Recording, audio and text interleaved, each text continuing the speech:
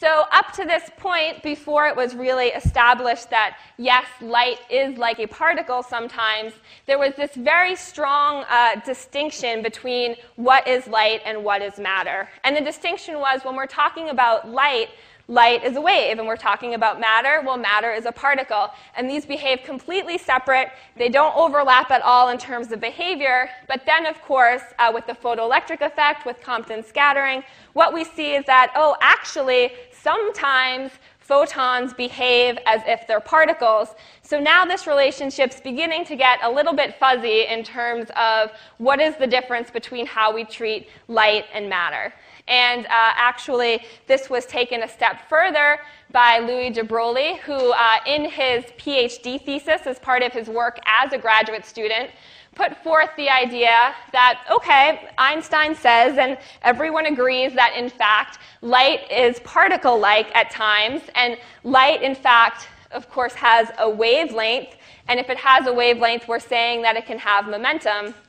And what de Broglie said is, well, if it's true that light, which has a wavelength, can have momentum, then it must also be true that matter, which has momentum, also has a wavelength.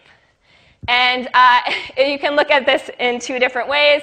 One is that he's just rearranged an equation here and gotten both his PhD thesis and a Nobel Prize.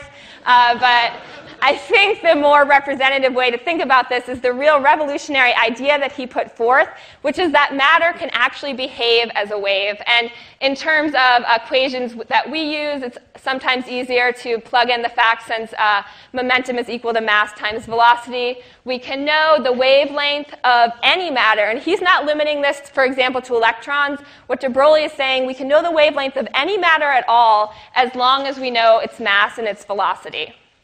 And Einstein credited de Broglie, which is a fair statement of lifting a corner of the great veil, because really there was this fundamental misunderstanding about what the difference was between matter and light. And the reality is that they can both be like particles, and they can both show characteristics of waves.